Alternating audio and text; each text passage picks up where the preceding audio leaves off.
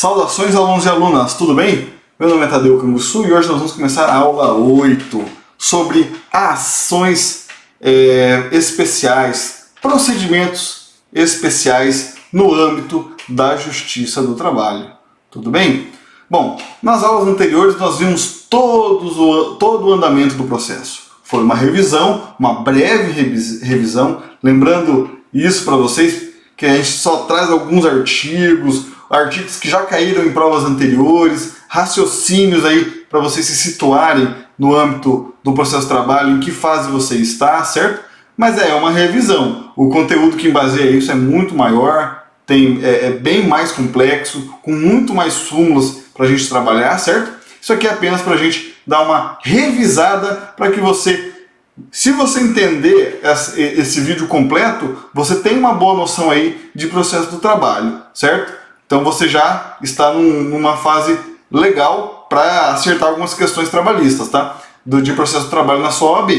Se você não está, reforce o estudo, tente assistir de novo, ou venha tirar algumas dúvidas, tá? Se você já está no bom nível, você tem que aprofundar mais, aí o estudo é mais dirigido, tá? São exigidos um pouco mais de esforço, um pouco mais de horas aí de estudo. Tudo bem? Bom, então na aula passada, nós vimos aí a fase, fizemos uma introdução, falamos da competência da justiça do trabalho, depois fizemos a parte postulatória, que fala da petição inicial, a parte instrutória, que fala das audiências, da produção de provas, falamos da parte decisória, que é a sentença, falamos da parte recursal, já saindo da fase de encerrou a cognição, agora vamos para os recursos, tá? Fomos ao STF, voltamos inclusive na parte de execução. Transitado em julgado, começa a execução trabalhista, mas antes tem a liquidação, e aí sim, trabalhamos a fase executória na aula passada, e agora, em tese, o processo acabou, certo? Mas agora nós vamos tratar de procedimentos especiais, que sai um pouco da reclamação trabalhista, que é o carro-chefe da Justiça do Trabalho. Empregado processando empregador. Por conta de uma relação trabalhista. Tudo bem? Ou o trabalhador processando a empresa. Certo? A gente sai desse universo da reclamação trabalhista e a gente vai para procedimentos especiais. Aí você diz, a última matéria não é importante. Pois bem, no 30º exame de ordem, nós tivemos uma ação de consignação em pagamento, que é um procedimento especial cobrado na peça da segunda fase. Então, não é uma matéria à toa, é uma matéria importantíssima, pode cair na sua segunda fase, pode ser cobrado na sua primeira fase, tá? E por conta do pessoal, se é o último tópico da matéria, às vezes não dá muita importância, mas são nesses pontos que o examinador derruba muitos candidatos, tá? Então vamos prestar bastante atenção nessa aula. Qualquer dúvida, estou à disposição. Fiquem à vontade para nos questionar aí. Bom, então vamos para o que nós preparamos da aula de hoje. Estamos aí na aula 8, certo? E vamos trabalhar com vocês. Primeiro, se inscrevam no nosso Instagram, @professor Tadeu Canguçu, @os tribuneiros, e no YouTube, os tribuneiros, tá? Bom, então vamos começar tratando dos procedimentos especiais. Vamos começar com o procedimento mais famoso, que é mais cobrado, que o pessoal mais pergunta por conta do número de testemunhas. Olha só, um detalhezinho dele tenta pegar o candidato, tá? Inquérito para apuração de falta grave. Já vou responder direto. Quantas testemunhas podem serem ouvidas, cada parte aí, no inquérito para apuração de falta grave? 6 testemunhas. Outra peculiaridade do inquérito para apuração de falta grave: petição escrita, não aceita oralmente a ação, certo? E para que serve o inquérito para apuração de falta grave? Essa é uma ação do empregador. Essa é uma ação do empregador contra o empregado, tá? A regra geral no Justiça do Trabalho é o empregado cobrar o empregador. O empregador pode cobrar o empregado? Pode, uma indenização, um dolo que ocasiona prejuízo para o empregador? Pode, o empregador pode entrar com uma ação contra o empregado, não tem problema, certo? Não é o comum. O comum é o empregado processar o patrão por verbas trabalhistas, certo? Também as indenizatórias. Mas o empregador processar o patrão já é diferente. O empregador processar o empregado é diferente. E qual é o objetivo do patrão processar o empregado? No inquérito para apuração de falta grave, o empregador quer dispensar por um justo motivo, por uma justa causa, o empregado que tem, que é dirigente sindical, que é estável decenal, diretor de sociedade cooperativa ou membro do Conselho Nacional de Previdência. O mais comum aqui é o dirigente sindical, certo? Então tem lá um dirigente sindical que cometeu uma justa causa. O empregador não pode simplesmente dispensar por justa causa o dirigente sindical. Veja só, não é qualquer estável, não é qualquer garantia provisória de emprego. É o dirigente sindical, o estável decenal, diretor de sociedade cooperativa ou membro do Conselho Nacional da Previdência Social. Certo? O mais comum aqui é o dirigente sindical. Não é o acidentado, a gestante, não. É o dirigente sindical. Só pode ser dispensado por justa causa numa petição escrita que promova aí o inquérito para apuração de falta grave, onde se possam ouvir testemunhas e em que se comprove a justa causa. Comprovou a justa causa, temos uma sentença desconstitutiva da relação jurídica trabalhista, da relação de trabalho. A relação jurídica base aqui que se quer desconstituir é o contrato de trabalho. Então, a procedência do inquérito para apuração de falta grave desconstitui a relação jurídica que era protegida pela estabilidade. O contrato de trabalho ele não poderia ser rescindido não pode ser rescindido com o dirigente sindical porque ele goza de estabilidade, certo? Então, diante de uma justa causa, o empregador entra com inquérito para apuração de falta grave, prova a justa causa, desconstitui a relação trabalhista que era protegida por uma estabilidade, por uma garantia provisória do dirigente sindical e acaba aí o processo. Obviamente, podem ter os recursos e tudo mais, mas essa é a intenção do inquérito para apuração da falta grave. Tudo bem? Então, vamos ver na tela aqui rapidamente. Então, o inquérito para apuração de falta grave é uma ação judicial destinada a extinguir o contrato de trabalho de determinados empregados detentores de garantias de emprego. Se procedente a ação é desconstitutiva, se improcedente é declaratória e condenatória se houve suspensão do contrato. Quando começa o inquérito para apuração de falta grave, o empregador pode ter suspendido o empregado, tá? Essa suspensão, se foi improcedente, depois tem que ser pago. Então, vira uma declaração de improcedência e uma condenação contra o empregador. Tudo bem? Bom, deve ser por escrito, admite 6 testemunhas e os empregados que devem ser submetidos, dirigente sindical no 543, parágrafo 3º e na súmula 379 do TST, estável decenal 494, diretor de sociedade cooperativa 55 da lei 5.764 e membro do Conselho Nacional de Previdência Social enquanto representante dos trabalhadores em atividade, titulares ou suplentes, artigo 3º da lei 8.213, parágrafo 7º. Tudo bem? Então esse é o inquérito para apuração de falta grave. Bom, próxima ação foi cobrada aí na segunda fase, na peça escrita, na petição, que vale metade da sua prova de segunda fase, ação de consignação em pagamento. Ação de consignação em pagamento. E foi bem um caso típico de um empregado que não recebe as verbas trabalhistas e outras pessoas, a família, vai receber. Tudo bem? Vamos falar, na prática trabalhista, a ação de consignação em pagamento ela é utilizada para o empregador pagar, certo? Dentro dos prazos legais e evitar multas por atraso. O principal pagamento que se tem aí é no caso de morte do empregado ou de sumiço do empregado, o pagamento das verbas rescisórias, certo? Então, o morto, o sumido, ele tem um determinado valor de horas, de verbas trabalhistas para receber no ato da sua rescisão.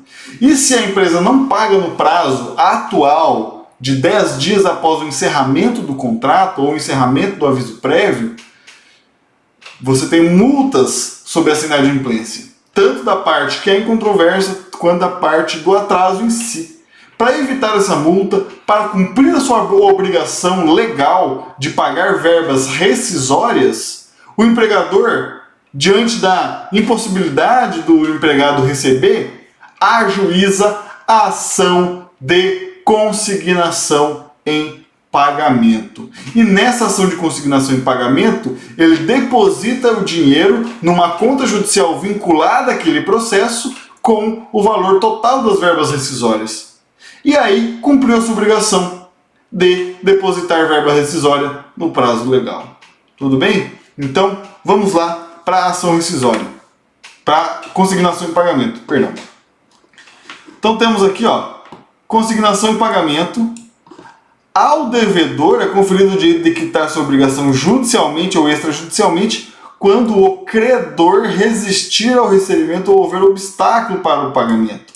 Trata-se de forma de extinção da obrigação e é muito comum no caso de falecimento do empregado, ocasião em que os herdeiros do empregado receberão, na ação judicial, essas verbas rescisórias.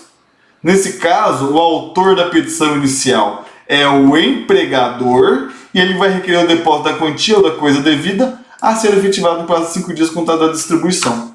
Protocola a ação de consignação em pagamento, paga o empregador as verbas rescisórias no prazo de 5 dias após protocolar a petição inicial e aí, se foi falecimento do empregado, faz-se ali o elenco, a lista de herdeiros e para esses herdeiros é que será direcionado os valores dessas verbas rescisórias depositadas em juízo, tá? Bom, quanto à consignação em pagamento, é um pagamento judicial, é um rito especial, é um procedimento especial e tem base no Código Civil, 334 e 335, olha o 334. Considera-se pagamento e extingue a obrigação o depósito judicial ou em estabelecimento bancário da coisa devida nas formas legais. Então, busque isso aqui, o pagamento, cumprir a obrigação e evitar multas por atraso. Tudo bem? Bom, então aqui a ação de consignação e pagamento caiu na prova anterior, fiquem muito atentos a isso, estudem bem essa parte. Vamos agora para uma outra ação muito comum no Justiça do Trabalho, que é o mandado de segurança. Muito comum, principalmente na situação de tutela antecipada indeferida ou deferida. Por se tratar de tutela antecipada, você tem uma decisão interlocutória. Você não tem uma sentença.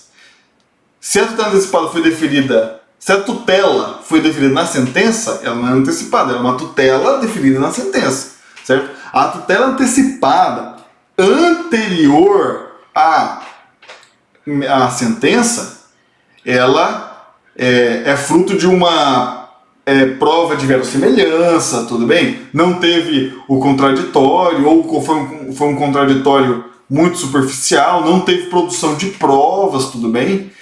Mas, diante dos fatos e dos documentos, o juiz já considerou um certo grau de certeza nas alegações do autor e defere uma liminar. Essa liminar pode prejudicar uma das partes. Vamos dar um exemplo aqui de uma liminar. Uma determinada verba deixa de ser paga para o empregado. Vamos supor, ele ganhava comissão e ganhava prêmio. Suponhamos que a comissão em determinado momento deixou de ser paga. É uma coisa que ele continuou trabalhando igual, mas sem ganhar aquela comissão, ou seja, ele teve um prejuízo remuneratório. Ele pode entrar com uma ação, provar que ele continuou trabalhando igual, provar que o contrato dele tinha ali previsto as comissões e que de repente elas foram retiradas, certo? Então ele entra com mandado de segurança provando aí que não poderia ter sido diminuído aquela verba. O juiz, pelos documentos, confirma a verossimilhança da alegação e manda a empresa voltar a pagar. Então ele concede liminar. Contra essa decisão interlocutória antes da sentença, não tem recurso, porque as decisões interlocutórias na Justiça do Trabalho são irrecorríveis. Você precisa de uma ação especial, mandado de segurança. Tudo bem? Lei 12.016, vamos ver na tela. Então o mandado de segurança ele é regulado pela Lei 12.016 de 2009. Não aceita juspostulante, tá? Conforme súmula 425 do TST. E a competência para o julgamento do mandado de segurança no processo de trabalho é decidida da seguinte forma. Bom, nós falamos aqui de uma situação de um juiz que deferiu uma liminar. A parte contrária entra com mandado de segurança onde? Na primeira instância? No TRT? No TST? Então veja só, a competência no mandado de segurança ela é definida pela autoridade coatora. Quem é a autoridade coatora? É essa pergunta que você tem que se fazer. Se é o juiz do trabalho, vamos aqui na tela, se é o juiz do trabalho, certo?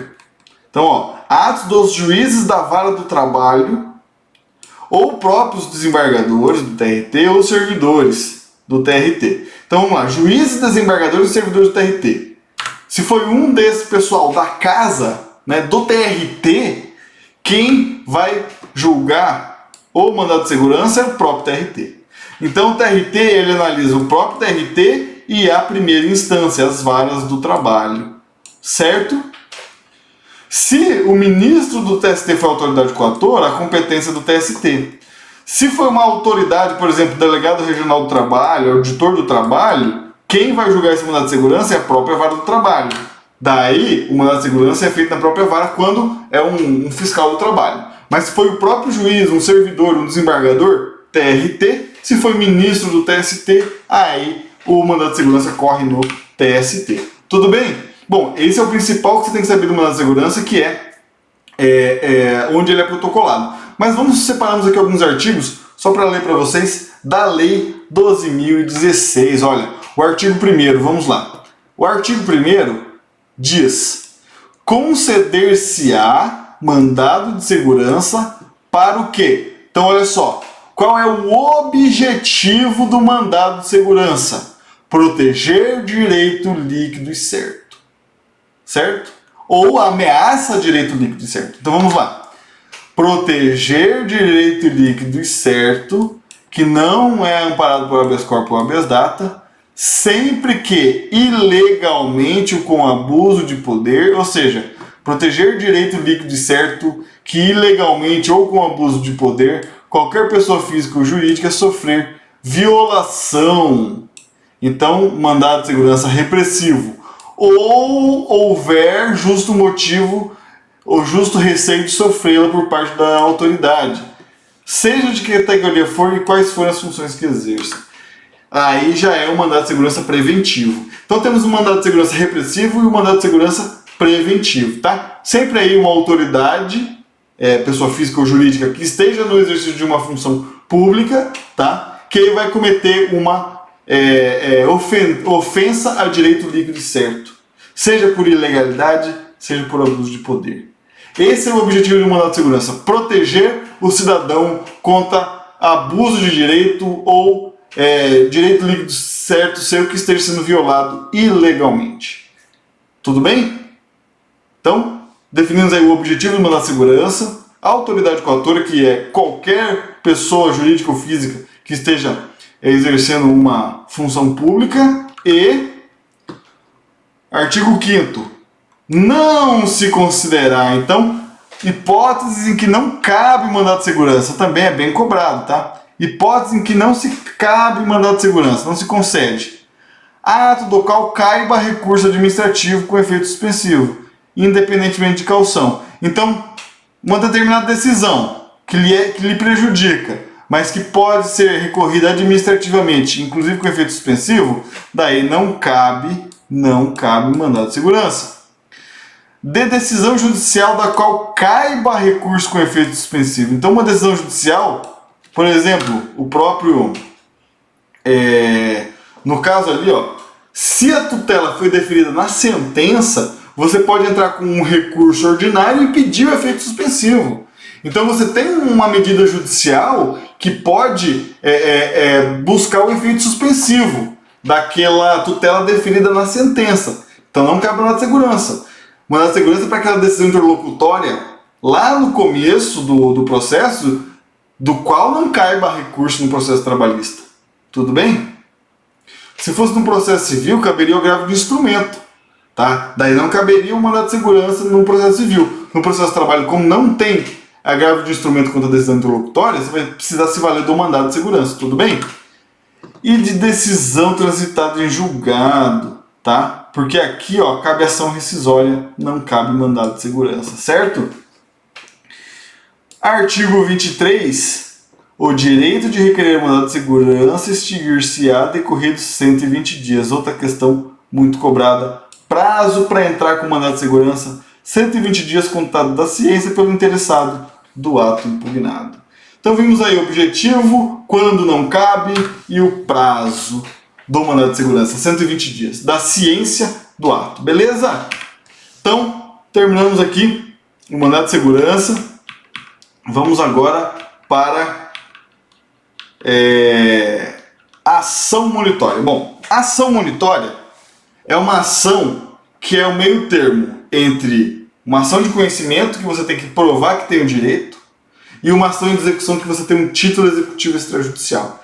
Esse meio termo é uma prova escrita que demonstra que você tem o direito, mas aquela prova escrita não é um título executivo judicial.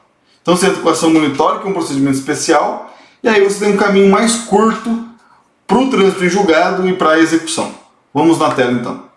A ação monitória, ó, vamos começar pelo conceito. Ó. É uma ação de rito especial destinada a propiciar a quem tem prova escrita, não é um título executivo extrajudicial, ou judicial, é uma prova escrita de uma dívida sem força de título executivo extrajudicial.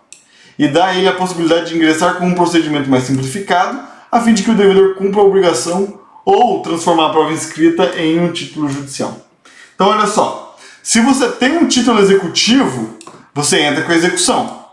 Se você não tem título executivo, mas tem prova escrita, aí você entra com a ação monitória. Se você não tem título, não tem prova, você vai precisar de uma ação de conhecimento para provar o seu direito. Tudo bem? Então a ação monitória está nesse meio termo aqui, entre a execução e o processo de conhecimento. Beleza? Vamos para o CPC, novamente, o CPC aqui utilizado no processo trabalhista, né? Para saber o que é ação monitória, olha só. A ação monitória pode ser proposta por aquele que afirmar, com base em prova escrita, sem eficácia de título executivo, ter direito de exigir do devedor capaz pagamento de quantia em dinheiro, entrega de coisa fungível ou infungível, ou de bem móvel ou imóvel, e o adimplemento de obrigação de fazer ou não fazer. Então, é assim que funciona a ação monitória. Vamos agora para a prestação de contas. A prestação de contas, ela é uma ação, não é comum a prestação de contas, também não é comum a monitória, tá? O mandado de segurança e a ação de consignação de pagamento são bem comuns. O inquérito para apuração de falta grave acontece eventualmente, mas também não tem sido muito comum. Agora, essa ação de prestação de contas, ela realmente não é bem comum. A hipótese que ela serviria para trabalhar aí uma situação concreta seria, por exemplo, o caso de um vendedor que também ganha por comissão e ele acha que as comissões não estão sendo calculadas adequadamente, certo? Ele pode pedir para a empresa mostrar os cálculos das comissões. Do outro lado, a empresa pode pedir que o vendedor comprove as vendas que ele fez. Então, a ação de prestação de contas, tanto o empregado pode pedir a exigir contas, quanto o empregador pode exigir contas. Tudo bem? Olha só como é que fica isso.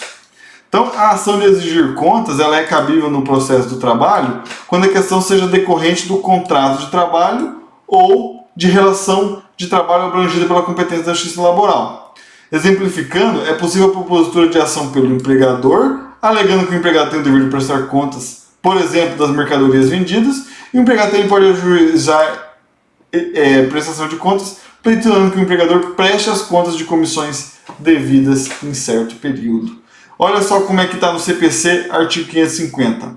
Aquele que afirmar ser titular do direito de exigir contas requererá a citação do réu para que preste ou ofereça contestação no prazo de 15 dias. Então a ação judicial é preste contas ou ofereça contestação no prazo de 15 dias. Tudo bem? Então é uma ação com um objetivo específico de prestar contas de uma determinada atividade, certo? É possível na Justiça do Trabalho. Agora vamos para uma ação que ficou comum na Justiça do Trabalho, que é a exibição de documentos. Por que ela ficou comum? Lembra que nós falamos da petição inicial, que agora um dos requisitos da petição inicial é apresentar o valor da causa? Pois bem, às vezes você não tem olerite, o empregado não tem olerite, o empregado não tem os controles de jornada, ele pede isso na ação de exibição de documentos, o advogado calcula o que é hora extra, o que foi pago no olerite e saneia, na hora de fazer a petição inicial, o valor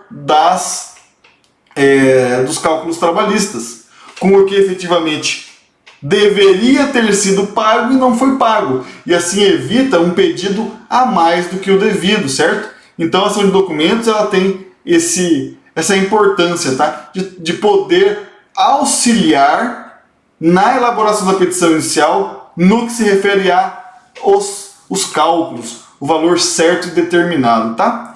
Então olha só, a ação de exibição de documentos ela ficou comum com a reforma trabalhista, que passou a pedir indicação de valor na petição inicial, e aí o empregado, para que tenha acesso aos documentos do seu contrato, ele pede na Justiça do Trabalho por meio da ação de exibição de documentos, tá? Está previsto nos artigos 396 e 97 do CPC, ó.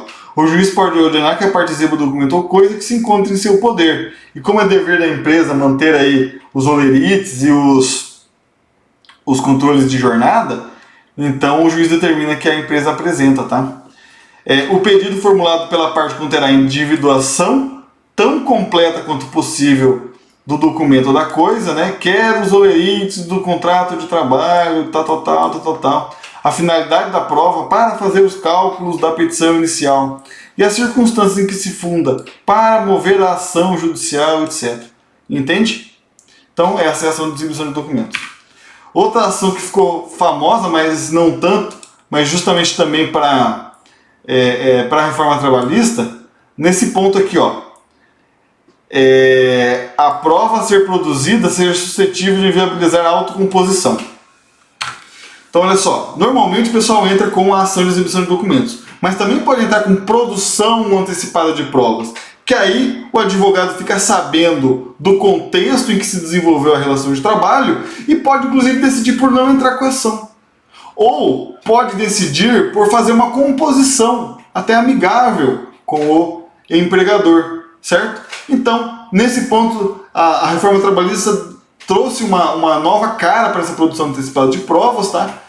No âmbito da Justiça do Trabalho, para que, eu vou conhecer os documentos, vou ver se tem alguma coisa errada para poder indicar o valor, e se não tiver nada errado, eu até desisto da ação, certo? Então, a ação de exibição de documentos e a exibição de produção antecipada de provas, elas têm a similaridade de o objetivo ser produzir as provas.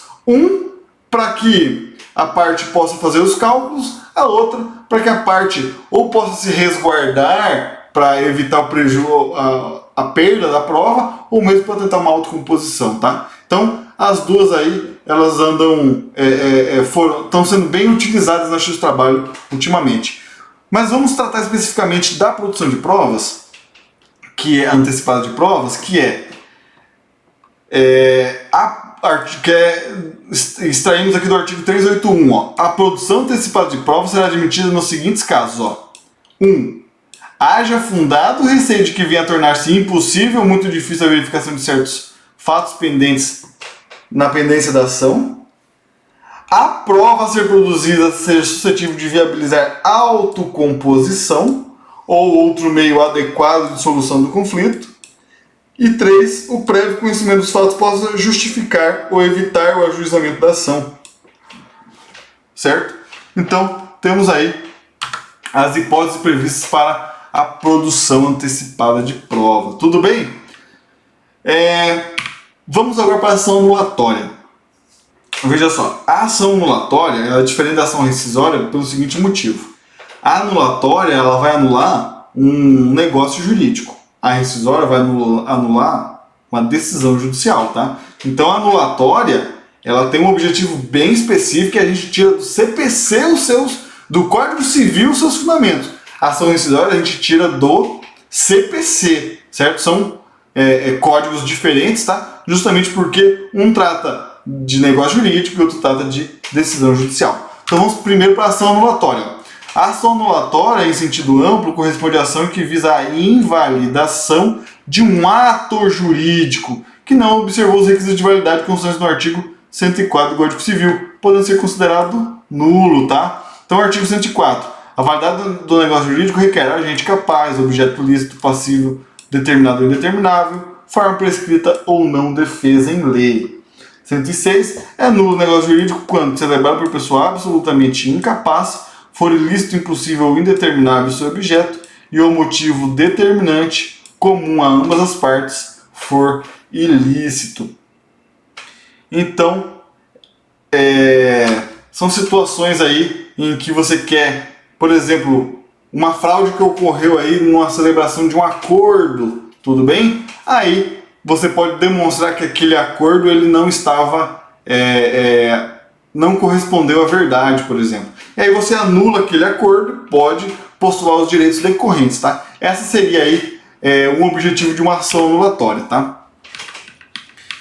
Ainda vamos tratar então da ação rescisória, mais ao final, tudo bem?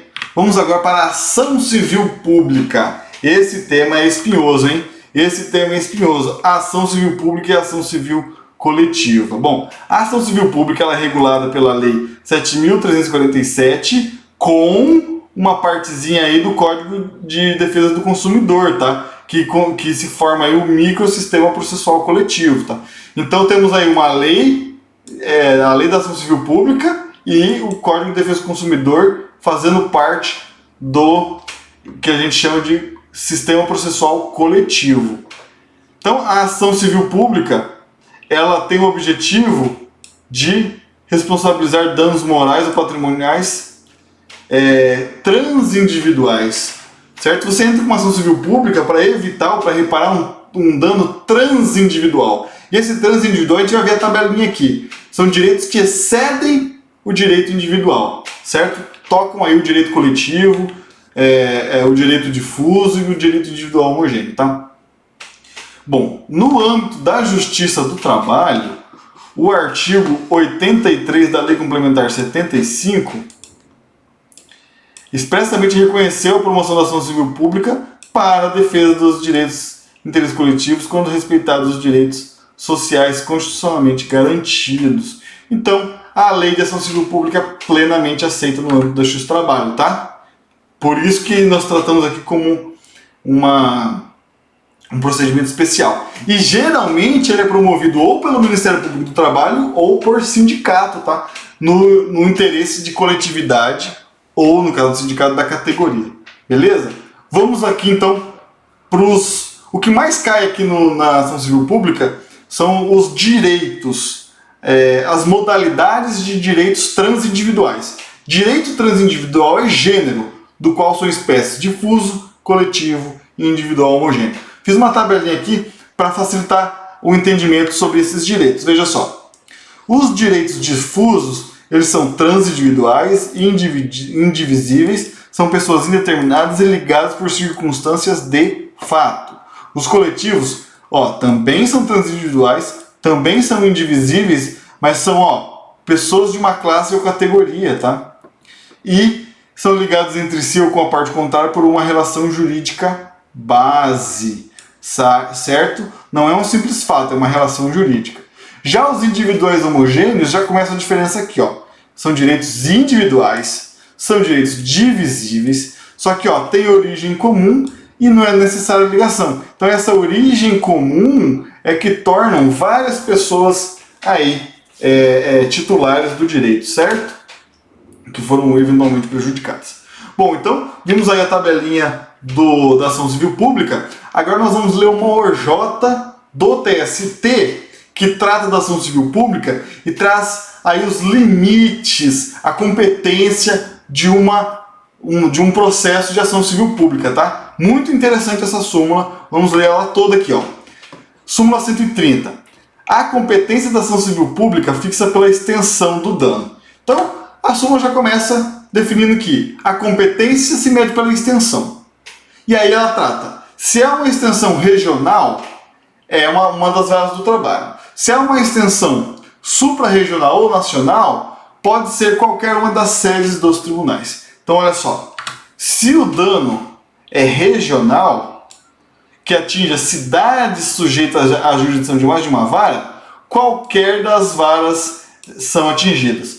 Por exemplo, uma ação que atinge aí duas cidades, uma do lado da outra, que atinja, vamos supor, São Paulo e São Caetano.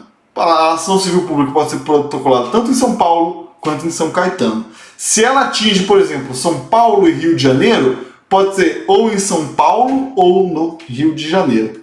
Tudo bem? Olha só.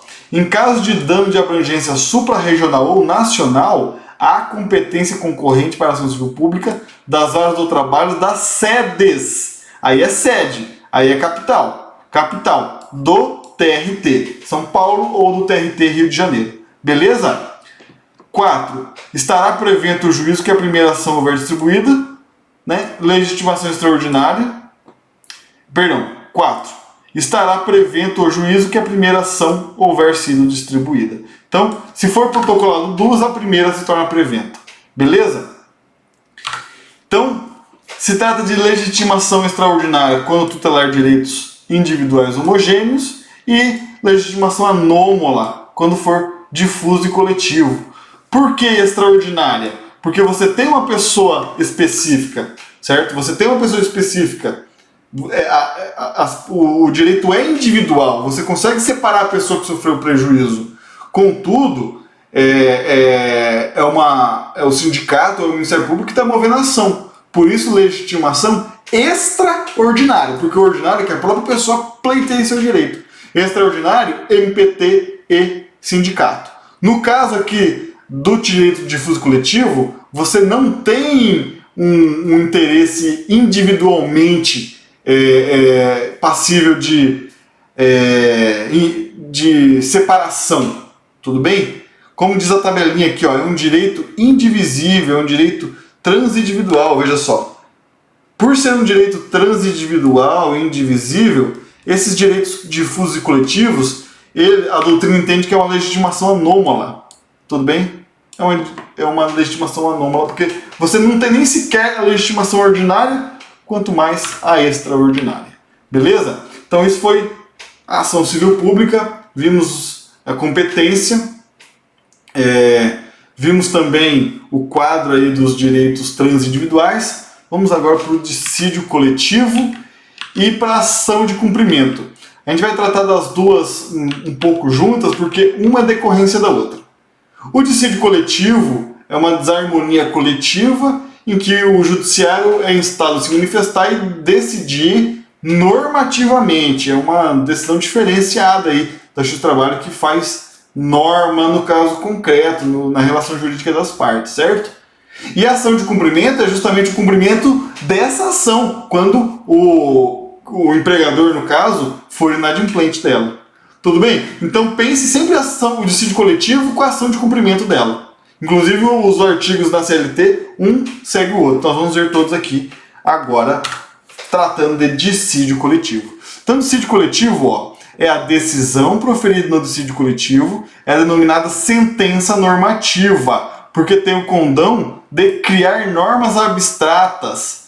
Diferencia-se da lei apenas no seu aspecto formal, porque a lei, ela tramita numa casa legislativa. A sentença normativa, ela tramita no Poder Judiciário trabalhista, mas ela tem aquele caráter abstrato da norma, certo? Então, é uma a sentença normativa faz lei ali no caso concreto, tudo bem? O poder normativo da Justiça do Trabalho é uma função atípica do judiciário, que cria norma jurídica, certo? Ou seja, atua exercendo o que seria uma parcela de função legislativa, criando normas no dissídio coletivo que é estendido, que é entendido como um processo judicial destinado à solução de conflitos coletivos, tá? Busca criar e modificar normas e condições gerais, além de declarar o alcance da norma jurídica. Então, é uma atuação atípica aí da Justiça do Trabalho, atípica do Judiciário, tá? Porque ela interfere numa relação particular, determina normas, condições de trabalho, condições sociais, enfim. Prazo de forma de cumprimento, tá? E é uma lei abstrata. Quem for daquela categoria ou trabalhar para aquela determinada empresa vão ter aqueles direitos, tá? Agora vamos para a ação de cumprimento. Olha só. A ação de cumprimento, na hipótese de descumprimento da sentença normativa, deverá ser ajuizada nos termos do artigo 872 e a competência de uma vara do trabalho. Trata-se de ação de conhecimento. A ação de cumprimento, além de possibilitar o cumprimento da sentença normativa, pode ser utilizada para efetivar o cumprimento de acordo coletivo ou convenção coletiva de trabalho, só que aqui nos termos da súmula 286, tá? Então pode ser o cumprimento de uma sentença normativa ou olha só, acordo coletivo e convenção coletiva. Então, o dissídio coletivo, se não cumprido, tem uma ação de cumprimento, mas a ação de cumprimento também serve para cobrar a ação, o acordo coletivo ou convenção coletiva. E a ação de cumprimento pode ser ajuizada individualmente ou de forma coletiva, e o sindicato da categoria tem a legitimidade para ajuizar a ação de cumprimento, beleza? Vamos ver agora os fundamentos legais, ó. O dissídio coletivo, vamos só separar, são vários artigos do dissídio coletivo, vamos separar a extensão da decisão, olha só. Em dissídio coletivo, ou seja, uma ação que tramita no TRT, né, para discutir novas condições de trabalho, tá? E no qual figura como parte apenas uma fração dos empregados de uma empresa, poderá o tribunal competente, na própria decisão, estender tais condições de trabalho para todos os integrantes, se julgar justo e conveniente aos demais empregados da empresa que forem da mesma profissão dos que estão no dissídio coletivo, né, dos dissidentes. O tribunal fixará a data em que a decisão deve entrar em execução, bem como o prazo de sua vigência, o qual não será superior a 4 anos. E a ação de cumprimento, veja só, celebrado o acordo ou transitado em julgado a decisão, seguir-se-á o seu cumprimento, sob as penas estabelecidas neste título. Parágrafo único.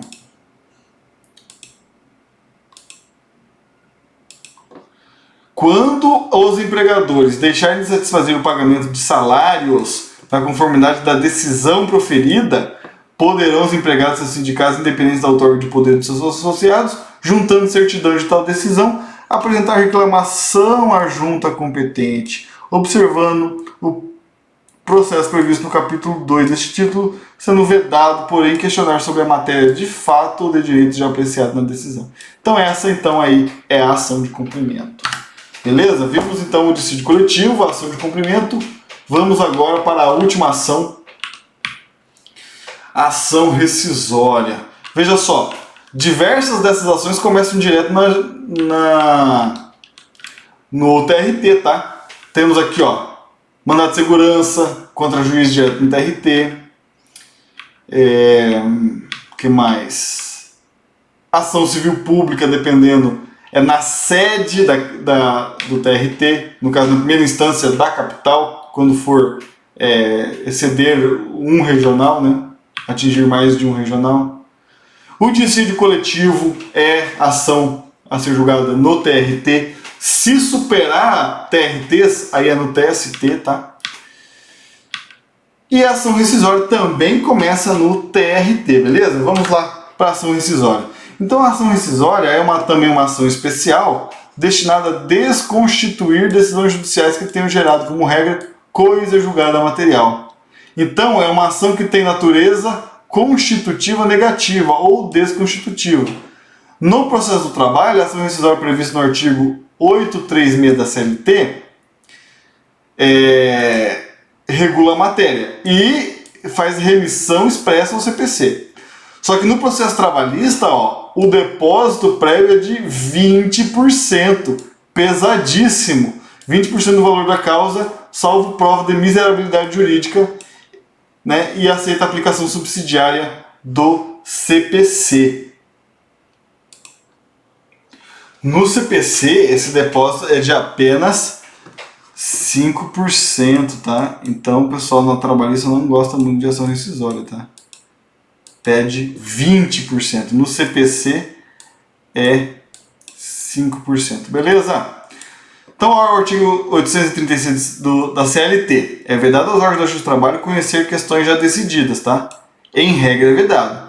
Excetua-se os casos expressamente previstos nesse título e a ação rescisória, que será admitida na forma do capítulo 4 do CPC. Faz menção ao CPC. Sujeito ao depósito prévio de 20% do valor da causa, salvo prova de miserabilidade jurídica do autor. Beleza? Competência da ação rescisória. Competência TRT para rescindir suas próprias decisões ou para rescindir decisão da vara do trabalho. São as sentenças, né? E competência do TST quando a decisão for do TST. Prazo decadencial. A ação rescisória pode ser ajuizada no prazo decadencial de 2 anos do trânsito em julgado. Certo? E o recurso da ação rescisória é o RO para o TST. Nós já vimos aqui que as ações que começam no TRT, o TRT, quando tem competência originária, ele faz toda a parte cognitiva no próprio tribunal, certo? E aí ele emite uma decisão, dessa decisão cabe RO pro TST. Beleza? Bom, então tratamos aí dos procedimentos especiais de uma forma bem rápida, né? Conseguimos abranger os principais procedimentos especiais. Sigo à disposição para dúvidas, sugestões, questionamentos, tá? Aqui nós encerramos essa parte de revisão. Agora nós vamos trabalhar aí para melhorar os vídeos e para trazer novas questões, tá? Trazer resolução de questão. Então eu vou pegar os exames anteriores do 31º para trás, até antes da reforma trabalhista, certo? O exame 25. Vamos tratar esses aí de reforma trabalhista. Os demais, acho que perde um pouco o foco. Se você tiver a preparação aí com esses 5, 6 exames aí, já é o suficiente para você entender o jeitão da FGV, beleza? Bom, e eu preciso que vocês façam os comentários para, de repente, quero uma aula específica de recurso, ou quero uma aula específica sobre aquele ponto da audiência. Aí a gente vai desdobrando a matéria, mas conforme a audiência, conforme a pergunta de vocês, tudo bem? Bom, então peço novamente que vocês nos sigam no Instagram, Professor Tadeu Canguçu, Os Tribuneiros, no YouTube, curtam os nossos vídeos anteriores, certo? Participem aí das nossas postagens no Instagram com as novidades, fiquem à vontade para dúvidas no âmbito dos concursos, principalmente aí tribunais, também perguntas sobre a OAB, obviamente, que prontamente iremos atender nossos alunos. Tudo bem? Bom, desejo a todos bons estudos, espero que essas dicas tenham sido válidas para vocês. Destaque que é uma revisão, um aprofundamento, ele precisa aí de um estudo mais dirigido de cada tema, certo? Mas já é um bom início para vocês. Tudo bem? A todos bons estudos e até a próxima!